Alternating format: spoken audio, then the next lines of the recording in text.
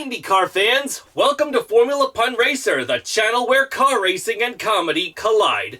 Today is February 28th, 2025, and with 2 days to go before the first round of the IndyCar season begins in St. Petersburg, Florida, I shall be giving you a driver lineup of who's driving for which team in the 2025 IndyCar season. And we'll begin with the Chevy-powered teams, starting with my least favorite of the bunch, Team Penske. And the driver lineup is the same as last year. Will Power of Australia, winner of the 2018 Indy 500. New Zealand's Scott McLaughlin. And last year's Indy 500 winner, Joseph Newgarden, who has won back-to-back. Who knows if he can make it a three-peat this year. A new team that's come on the IndyCar scene called Prima, based in Italy, will consist of England's Callum Ilott, former Juncos Hollinger racing driver, and for the first time, a driver from Israel will be racing alongside him. Probably the first Israeli in IndyCar racing as far as I can recall. Robert Schwartzman, who last year drove a Ferrari 499P in the Circuit of the Americas IMSA race to victory alongside Poland's Robert Kubica. So, oh boy, if Robert Schwartzman can win a race for the IndyCars, I'd say he knocks this one out of the matzo ball park. Speaking of Juncos Hollinger racing, this year's driver lineup for that team will consist of Connor Daly and Stingray Robb. Ed Carpenter Racing will house 2016 Indy 500 winner Alexander Rossi and Denmark's Christian Rasmussen. I'm not sure at this time if Ed Carpenter himself will race in the Indy 500, considering the how much he's pulled back from driving the cars himself and just being a team owner. At AJ Foyt Racing, the driver lineup will once again have Santino Ferrucci in the number 14 car, and his new teammate will be David Malukas in the number 4. And finally, at Arrow McLaren, a team which finally bought out the last assets owned by Sam Schmidt, which means Sam Schmidt is no longer involved with his own team.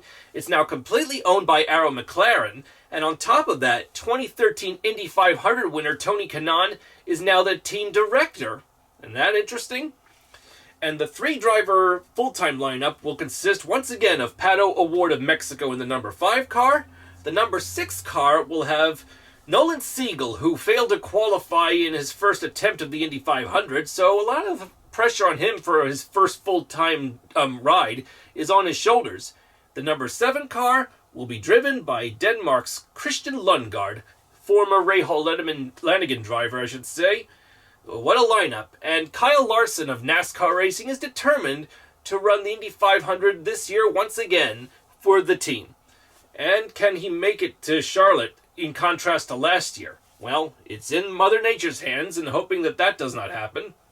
All the same, if Patricio Ward were to win the Indy 500 tops compared to anyone else, no doubt it gives everybody something exciting to talk about.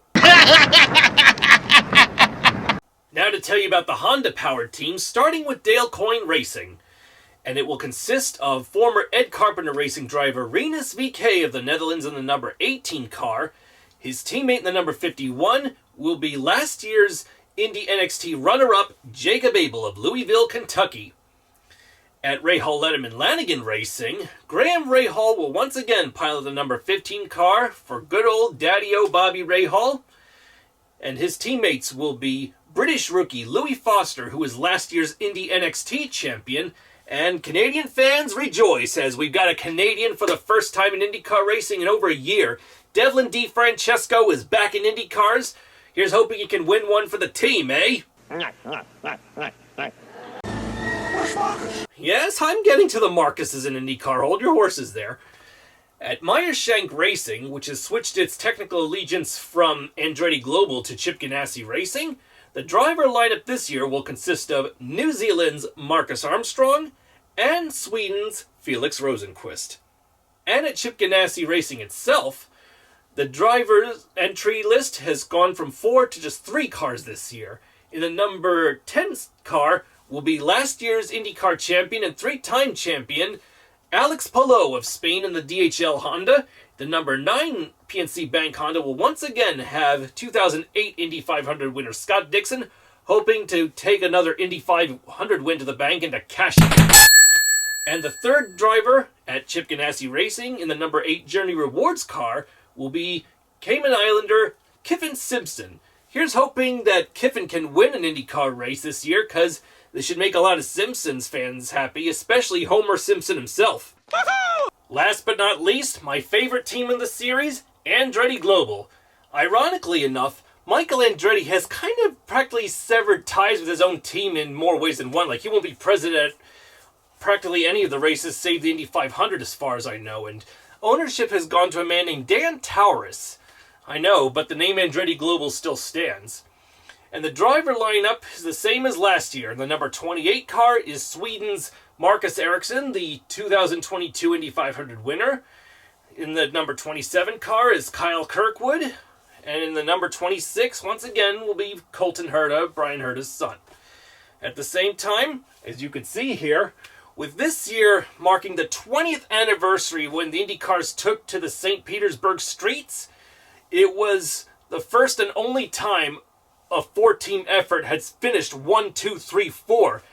An accomplishment that will probably never be seen again. And these are the kind of cars that would race into victory at St. Petersburg, a 1, 2, 3, 4 finish. I'll never forget that day. And it was won by the late Dan Wheldon, the 2005 and 2011 Indy 500 winner. Tony Kanaan of Brazil finished second. Dario Franchitti of Scotland finished third. And Brian Herta finished fourth. So it was definitely a memorable occasion. So happy 20th anniversary to that, especially with St. Petersburg on the way. And I gotta say, though, in contrast to these cars, the paint schemes of this year's Andretti Global entries really don't tickle my fancy that much as I'd hoped. In fact, Ganassi's cars, in my opinion, are more colorful paint-wise and more attractive.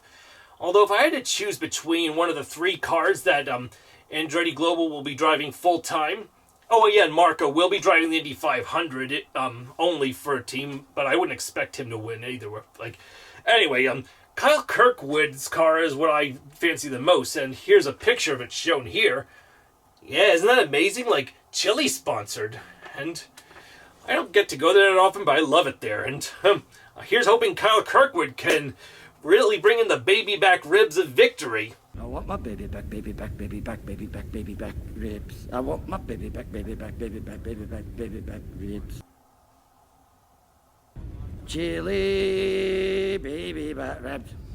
At long last, with less than 48 hours to go before the green flag flies for the first IndyCar race of the 2025 season, grab yourself a St. Petersburger with some fries as the IndyCars take on the streets of St. Petersburg, Florida. You can catch the action on Fox, March 2nd, and here's the time.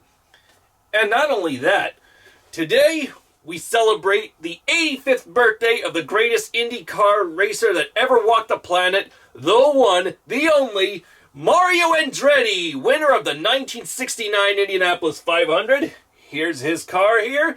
Happy 85th birthday, Mario Andretti. I hope you have a great birthday today, and we all wish the IndyCar drivers the best. See you in the next video, everyone. I'm Aaron Cylinder, firing on all cylinders.